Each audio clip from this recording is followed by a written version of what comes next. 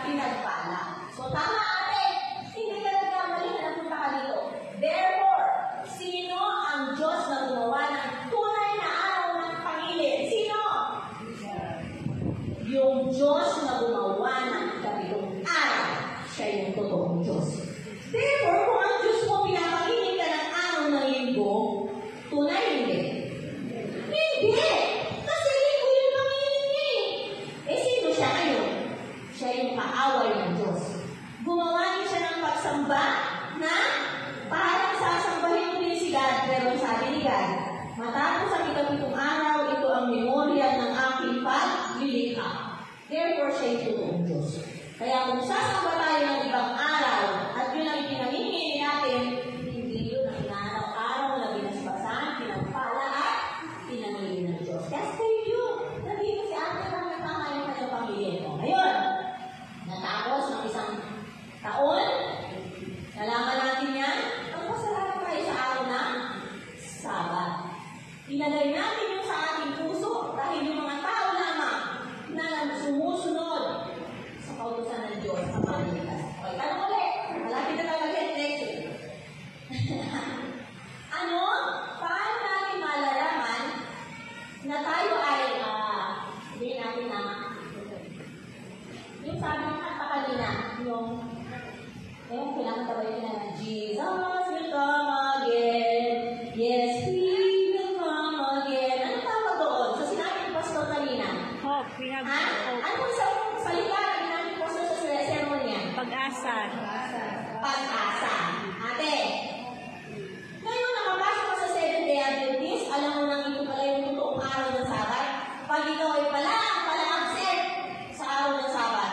Narinig niyo ba yun? Ang mga kapatid, kaibigan, itong mga bago nitong nakagabi na gana. Ano ang meron?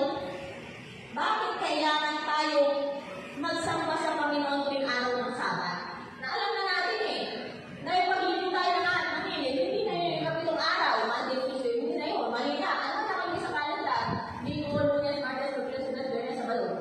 Tapos nanginginig tayo. Ano yung malalaman natin na marami na dumating si Lord at yung pag-asa na yun ay nasa atin? Ha? Ano sabi ng Biblia? Ano sabi? Ha? Bago si Jesus Christ ay namatay. Wala ko pa naman siyang ipatay ng mga Katoliko. Ano yung meron? Ano mangyayari? Ano naman yung marami na mangyayari? Galalan. Magkakaroon sila na, pinatawag nila. Ang nangyayari na yung speaker na. Ha? Hindi po. Paswa. Ipinahingin nila ang pagkapatay ni Jesus Christ. Tayo ko ipinahingin ng bakit? Hindi man sinabi na bakit ipamili natin ito eh. Ano dapat natin inuuto sa Bible na pwede natin gawin ipamili natin o gawin natin? Ano?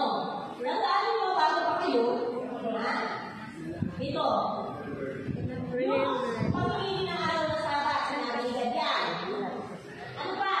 Yung panghuhugas ng paa, gawin nyo yan. Okay? Ayun na, good. Okay. Pero, yung mangilin ng Pasko, buti ng sarili, wala nilagay yun sa Bible, kaya hindi natin pag-uusapan. Pag natin sinunod yun, hindi ang utos ng Biblia natin susunod. Kaya pag meron ng araw dito ng crusade at Bible yung tinuturo sa inyo, tagawin mo agad kasi puro yun agad. Ngayon, ang text na aking sasabihin para sa inyo, hindi natin alam kung gano'n ang kalapit ng pagdating ni Lord. Dahil sabi ni Lord, walang panahon, walang araw, walang oras na binigay si Lord para malaman natin kung siya darating na.